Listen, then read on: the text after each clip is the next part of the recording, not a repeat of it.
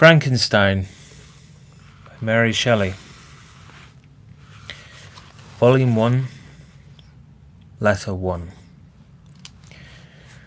To Mrs. Saville, England, St. Petersburg, December 11th, 17 such and such.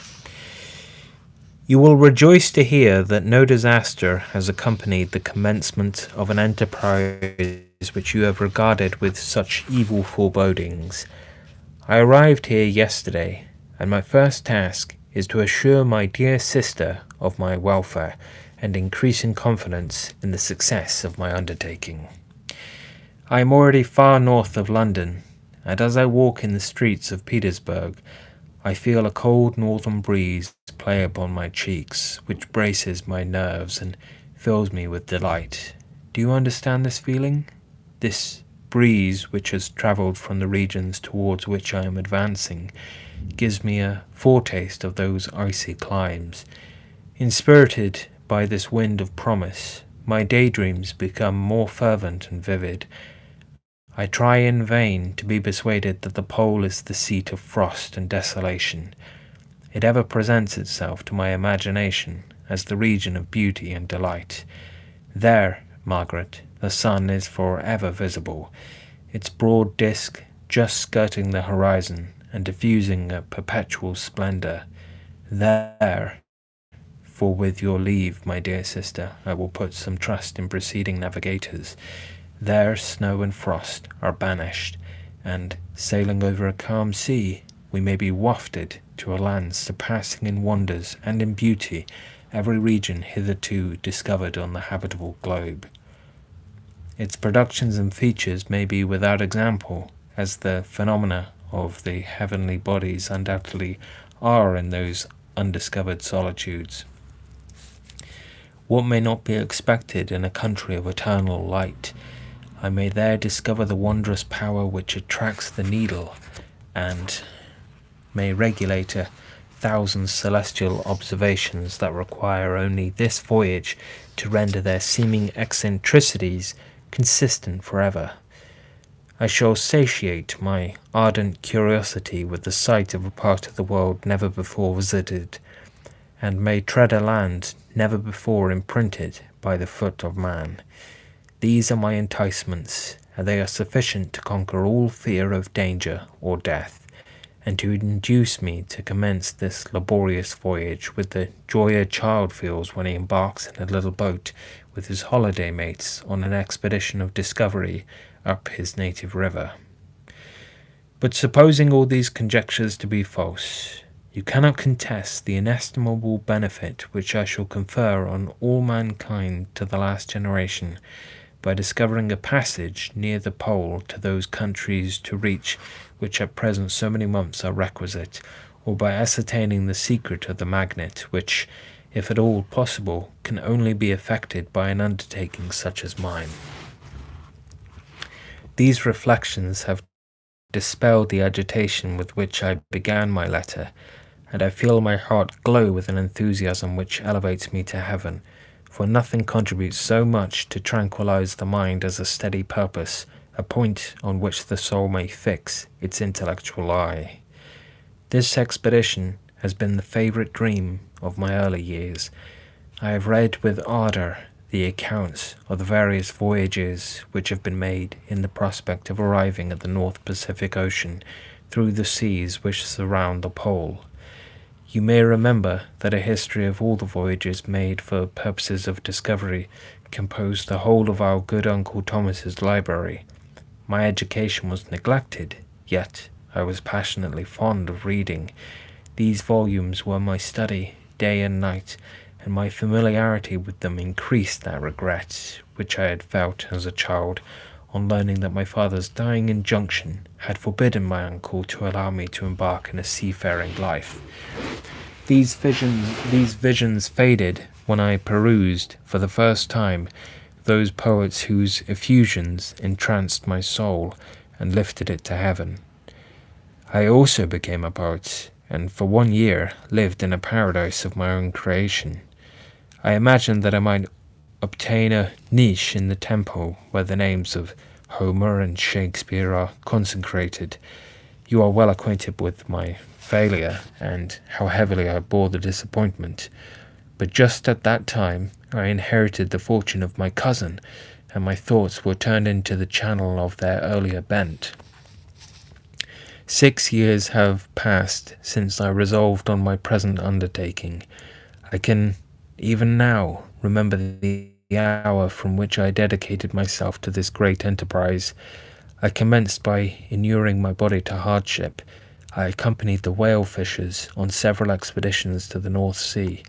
I voluntarily endured cold, famine, thirst, and want of sleep. I often worked harder than the common sailors during the day, and devoted my nights to the study of mathematics, the theory of medicine, and those branches of physical science from which a naval adventure might derive the greatest practical advantage. Twice I actually hired myself as an undermate in a Greenland whaler, and acquitted myself to admiration. I must own I felt a little proud when my captain offered me to the second dignity in the vessel, and entreated me to remain with the greatest earnestness, so valuable did he consider my services. And now, dear Margaret, do I not deserve to accomplish some great purpose? My life might have been passed in ease and luxury, but I preferred glory to every enticement that wealth placed in my path. Oh, that some encouraging voice would answer in the affirmative. My courage and my resolution is firm, but my hopes fluctuate, and my spirits are often depressed. I am about to proceed on a long and difficult voyage, the emergencies of which will demand all my fortitude. I am required not only to raise the spirits of others, but sometimes to sustain my own when theirs are failing. This is a most favourable period for travelling in Russia. They fly quickly over the snow in their sledges. The motion is pleasant, and, in my opinion, far more agreeable than that of an English stagecoach. The cold is not excessive if you are wrapped in furs, a dress which I have already adopted, for there is a great difference between walking the deck and remaining seated motionless for hours when no exercise prevents the blood from actually freezing in your veins. I have no ambition to lose my life on the post road between St. Petersburg and Archangel. I shall depart for the latter town in a fortnight or 3 weeks, and my intention is to hire a ship there, which can easily be done by paying the insurance for the owner, and to engage as many sailors as I think necessary among those who are accustomed to the whale fishing. I do not intend to sail until the month of June. And when shall I return? Dear sister, how can I answer this question? If I succeed, many, many months, perhaps years, will pass before you and I may meet. If I fail, you will see me again soon, or never. Farewell, my dear, excellent Margaret. Heaven shower down blessings on you, and save me, that I may again and again testify my gratitude for all your love and kindness. Your affectionate brother, R. Walton. Letter 2. To Mrs. Saville, England. Archangel, March 28th, 17 such and such. How slowly the time passes here, encompassed as I am by frost and snow. Yet a second step is taken towards my enterprise. I have hired a vessel, and am occupied in collecting my sailors. Those whom I have already engaged appear to me men on whom I can depend, and are certainly possessed of dauntless courage. But I have one want which I have never yet been able to satisfy, and the absence of the object of which I now feel as a most severe evil. I have no friend, Margaret. When I am glowing with the enthusiasm of success, there will be none to participate my joy. If I am assailed by disappointment, no one will endeavour to sustain me in dejection. I shall commit my thoughts to paper, it is true, but that is a poor medium for the communication of feeling. I desire the company of a man who could sympathize with me, whose eyes would reply to mine. You may deem me romantic, my dear sister, but I bitterly feel the want of a friend. I have no one near me, gentle yet courageous, possessed of a cultivated as well as of a capacious mind, whose tastes are like my own, to approve or amend my plans. How would such a friend repair the faults of your poor brother? I am too ardent in execution, and too impatient of difficulties. But it is a still greater evil to me that I am self-educated. For the first 14 years of my life, I ran wild on a common, and read nothing but our Uncle Thomas's books of voyages. At that age, I became acquainted with the celebrated poets of our country, but it was only when I had ceased to be in my power to derive its most important benefits from such a conviction that I perceived the necessity of becoming acquainted with more languages than that of my native country. Now I am 28, and am in reality more illiterate than many schoolboys of 15. It is true that I have thought more, and that my daydreams are more extended and magnificent, but they want, as the painters call it, keeping, and I greatly need a friend who would have sense enough not to despise me as romantic, and affection enough for me to endeavour to regulate my mind. Well, these are useless complaints. I shall certainly find no friend on the wide ocean, nor even here in Archangel, among merchants and seamen. Yet some feelings, unallied to the dross of human nature, beat even in these rugged bosoms. My lieutenant, for instance, is a man of wonderful courage and enterprise. He is madly desirous of glory, or rather, to word my phrase more characteristically, of advancement in his profession. He is an Englishman, and in the midst of national and professional prejudices, unsoftened by cultivation, retains some of the noblest endowments of humanity. I first became acquainted with him on board a whale vessel. Finding that he was unemployed in this city, I easily engaged him to assist in my enterprise. The master is a person of an excellent disposition, and is remarkable in the ship for his gentleness and the mildness of his discipline. This circumstance, added to his well-known integrity and dauntless courage, made me very desirous to engage him. A youth passed in solitude, my best years spent under your gentle and feminine fosterage, has so refined the groundwork of my character that I cannot overcome an intense distaste to the usual brutality exercised on board ship. I have never believed it to be necessary, and when I heard of a mariner equally noted for his kindliness of heart, and the respect and obedience paid to him by his crew, I felt myself peculiarly fortunate in being able to secure his services. I heard of him first in rather a romantic manner, from a lady who owes to him the happiness of her life. This, briefly, is his story. Some years ago, he loved a young Russian lady of moderate fortune, and having amassed a considerable sum in prize money, the father of the girl consented to the match. He saw his mistress once before the destined ceremony, but she was bathed in tears, and, throwing herself at his feet, entreated him to spare her, confessing at the time that she loved another, but that he was poor, and that her father would never consent to the union. My generous friend reassured the suppliant, and, on being informed of the name of her lover, instantly abandoned his pursuit. He had already bought a farm with his money, on which he had designed to pass the remainder of his life, but he bestowed the whole on his rival, together with the remains of his prize money, to purchase stock, and then himself solicited the young woman's father to consent to her marriage with her lover. But the old man decidedly refused, thinking himself bound in honour to my friend, who, when he found the father inexorable, quitted his country, nor returned until he heard that his former mistress was married according to her inclinations. "What a noble fellow!" you will exclaim. He is so, but then he is wholly uneducated. He is as silent as a Turk, and a kind of ignorant carelessness attends him, which, while it renders his conduct the more astonishing, detracts from the interest and sympathy with which otherwise he would command. Yet do not suppose, because I complain a little, or because I can conceive a consolation for my toils which I may never know, that I am wavering in my resolutions. Those are as fixed as fate, and my voyage is only now delayed until the weather shall permit my embarkation.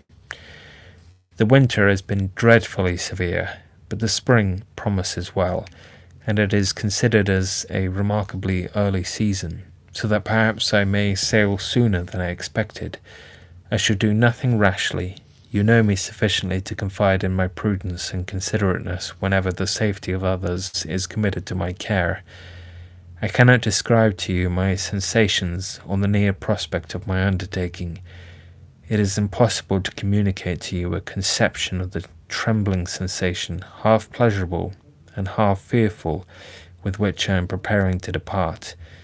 I am going to unexplored regions, to the land of mist and snow, but I shall kill no albatross, therefore do not be alarmed for my safety. Or if I should come back to you as worn and woeful as the ancient mariner, you will smile at my illusion, but I will disclose a secret.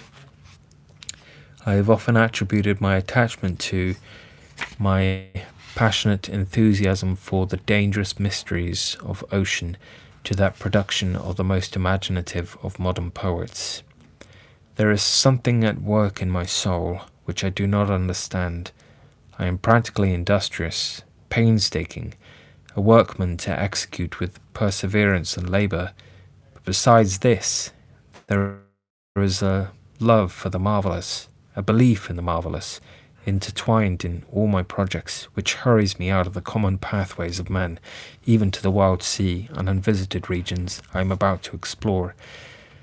But to return to dearer considerations, shall I meet you again, after having traversed immense seas and returned by the most southern cape of Africa or America?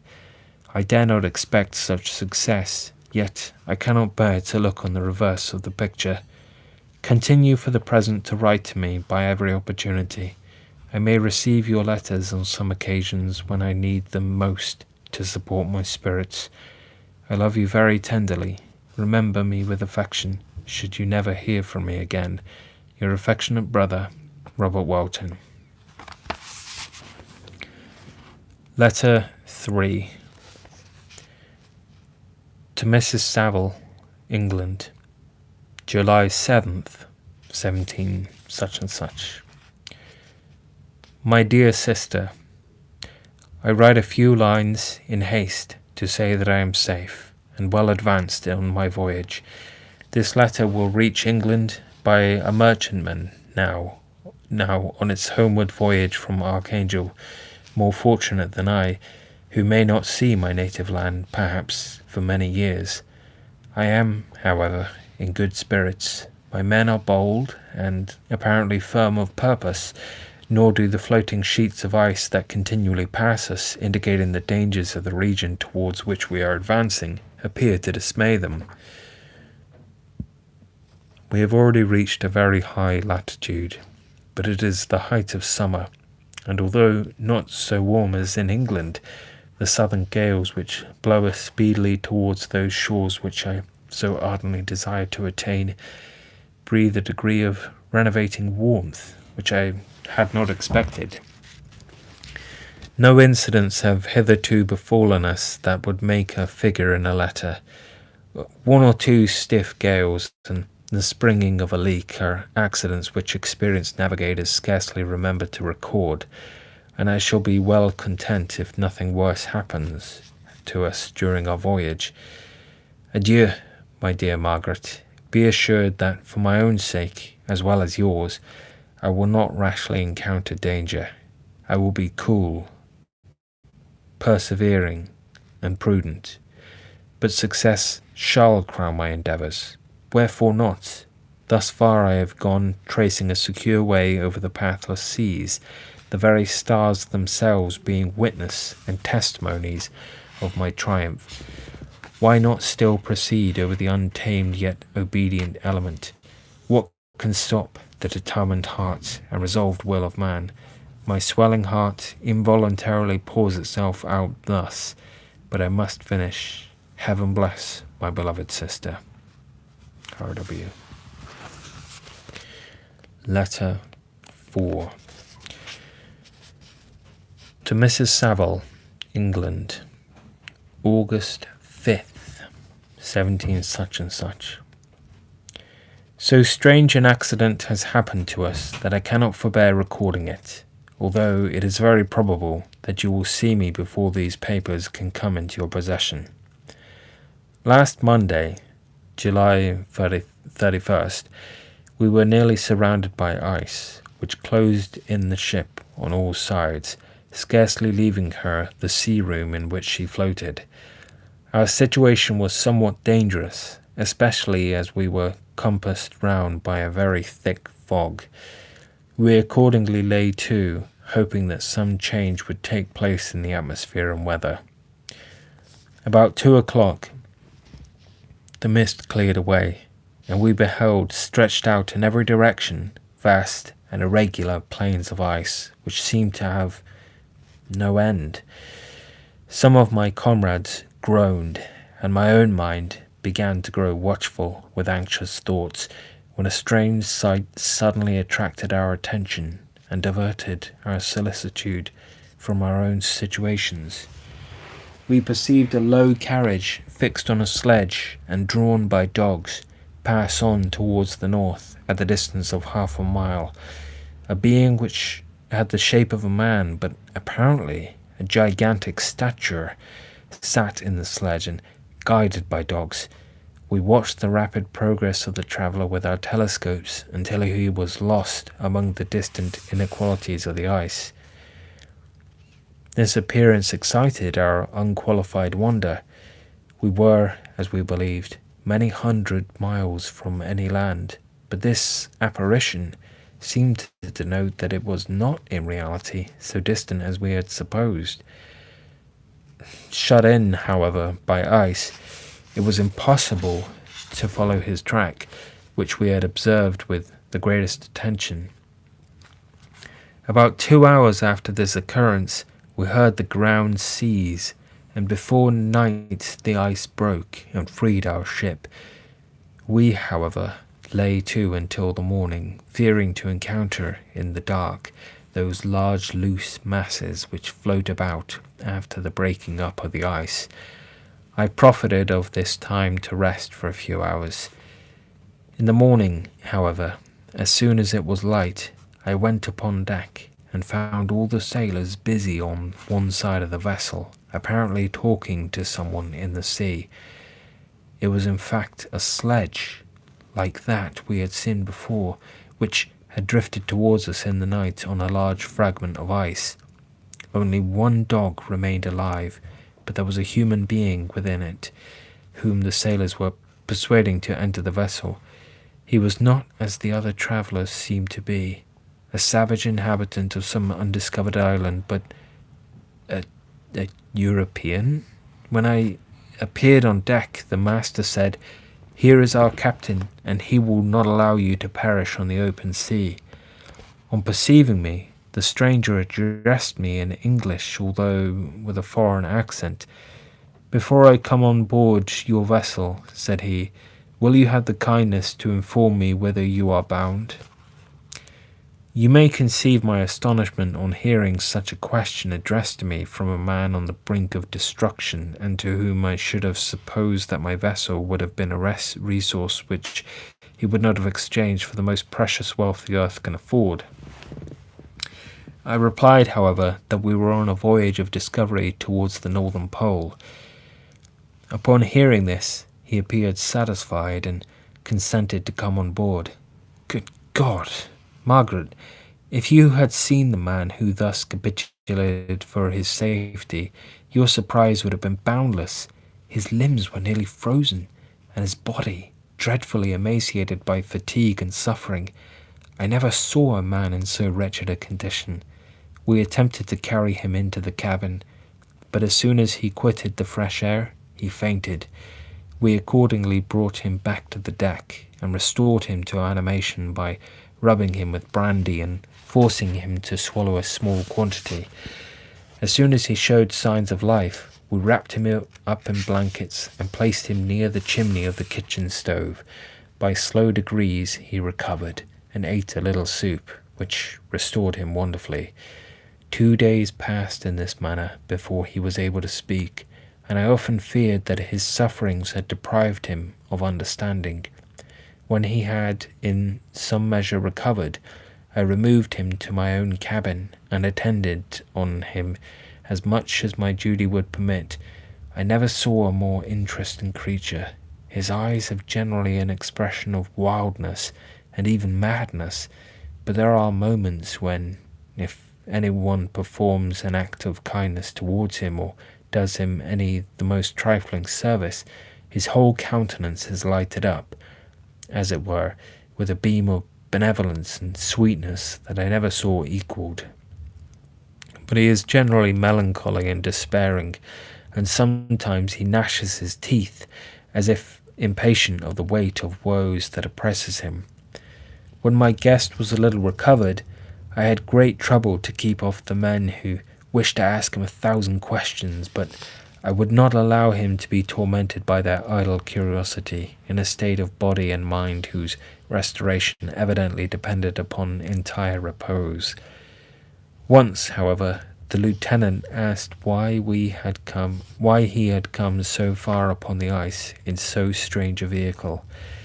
His countenance instantly assumed an aspect of the deepest gloom, and he replied, "To seek one who fled from me." "And did the man whom you pursued travel in the same fashion?" "Yes." "Then I fancy we have seen him, for the day before we picked you up, we saw some dogs drawing a sledge with a man in it across the ice." This aroused the stranger's attention, and he asked a multitude of questions concerning the route which the demon, as he called him, had pursued. Soon after, when he was alone with me, he said, "I have doubtless excited your curiosity, as well as that of these good people, but you are too considerate to make inquiries."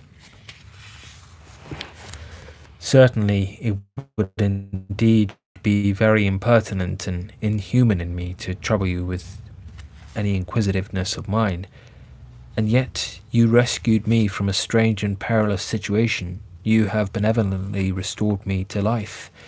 Soon after this, he inquired if I thought that the breaking up of the ice had destroyed the other sledge. I replied that I could not answer with any degree of certainty, for the ice had not broken until near midnight, and the traveller might have arrived at a place of safety before that time. But of this I could not judge. From this time a new spirit of life animated the decaying frame of the stranger. He manifested the greatest eagerness to be upon deck, to watch for the sledge which had before appeared, but I have persuaded him to remain in the cabin, for he is far too weak to sustain the rawness of the atmosphere. I have promised that someone should watch it for him and give him instant notice if any new object should appear in sight. Such is my journal of what relates to this strange occurrence up to the present day. The stranger has gradually improved in health, but is very silent and appears uneasy when anyone except myself enters the cabin.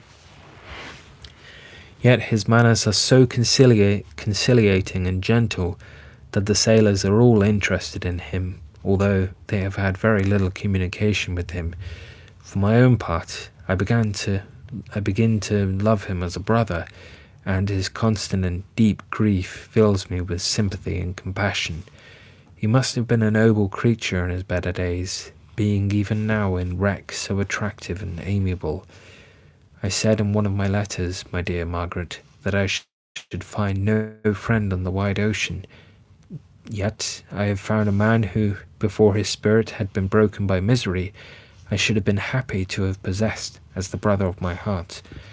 I shall continue my journal concerning the stranger at intervals, should I have any fresh incidents to record. August 13th, 17 such and such. My affection for my guest increases every day. He excites at once my admiration and my pity to an astonishing degree. How can I see so noble a creature destroyed by misery without feeling the most poignant grief? He is so gentle, yet so wise.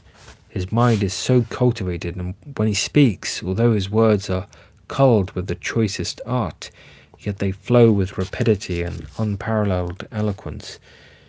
He is now much recovered from his illness, and is continually on the deck, apparently watching for the sledge that preceded his own.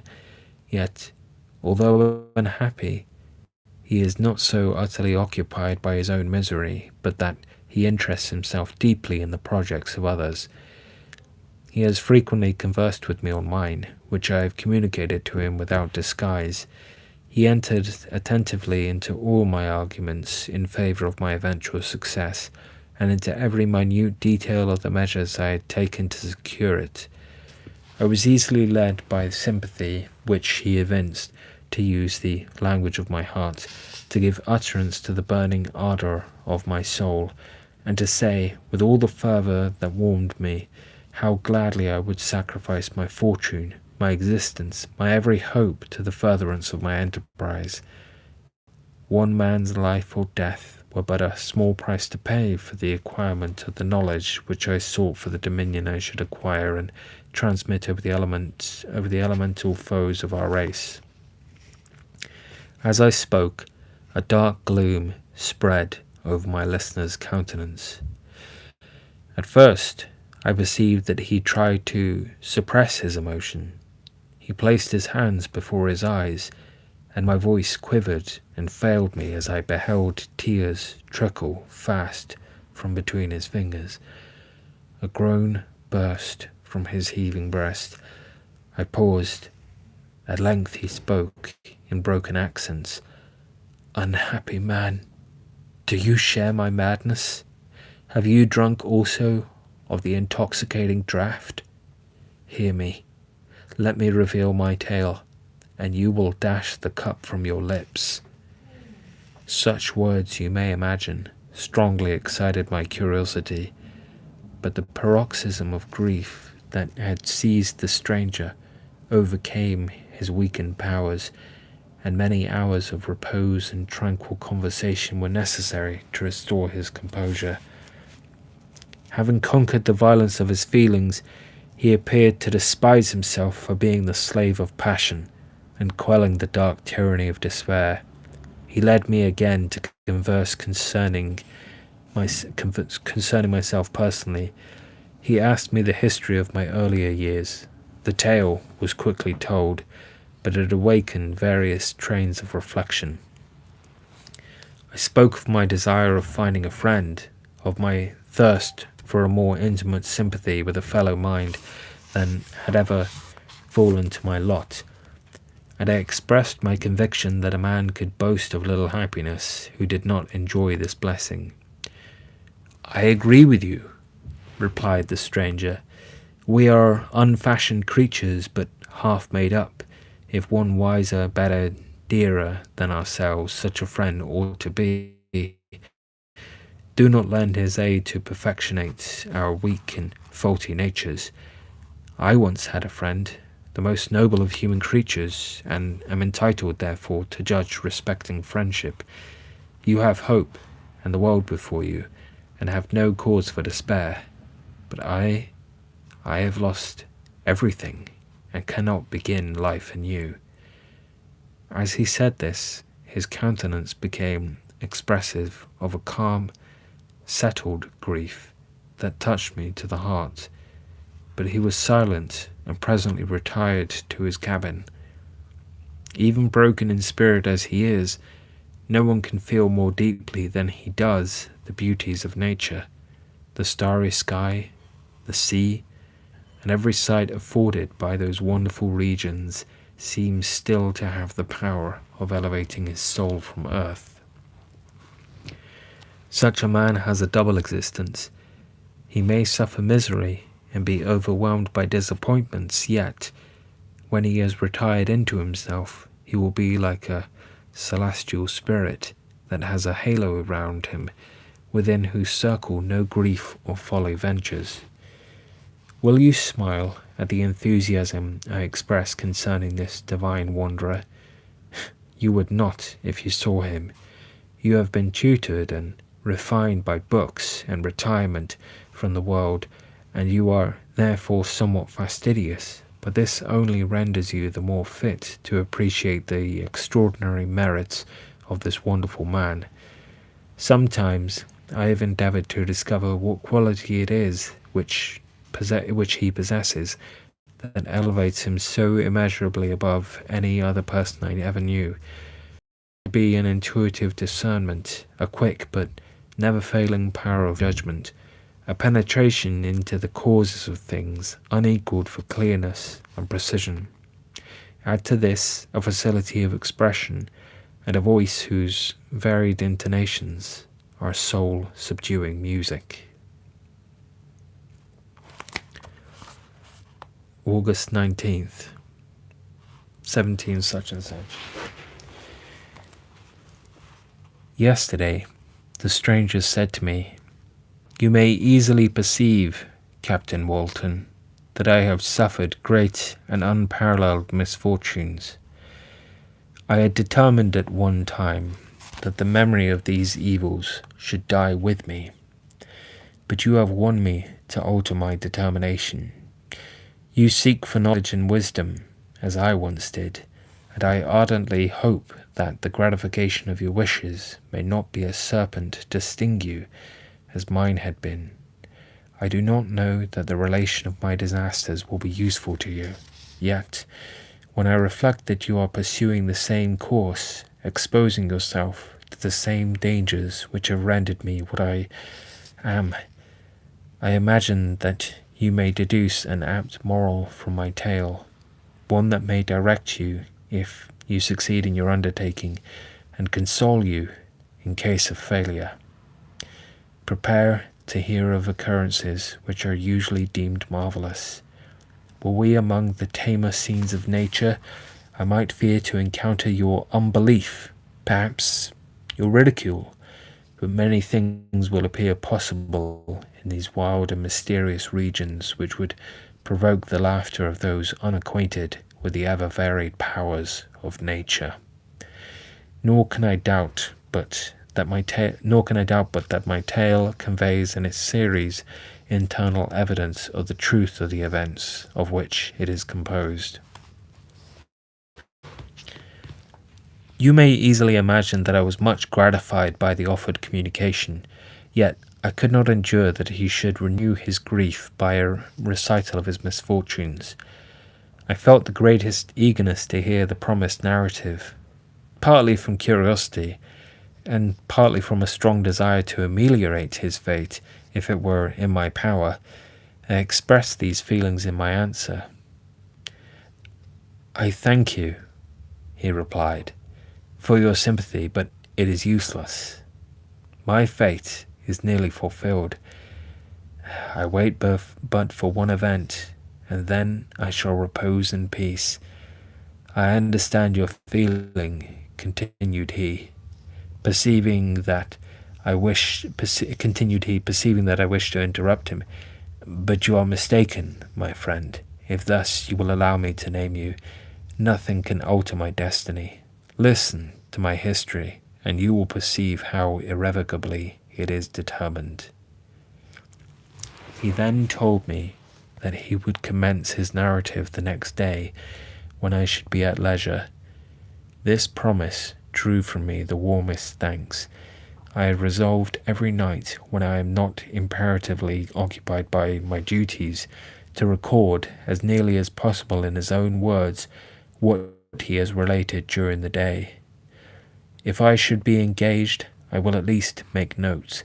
This manuscript will doubtless afford you the greatest pleasure, but to me, who know him, and who hear it from his own lips, with what interest and sympathy shall I read it in some future day? Even now, as I commence my task, his full-toned voice swells in my ears, his lustrous eyes dwell on me with all their melancholy sweetness. I see his thin hand raised in animation, while the lineaments of his face are irradiated by the soul within. Strange and harrowing must be his story. Frightful, the storm which embraced the gallant vessel on its course and wrecked it thus.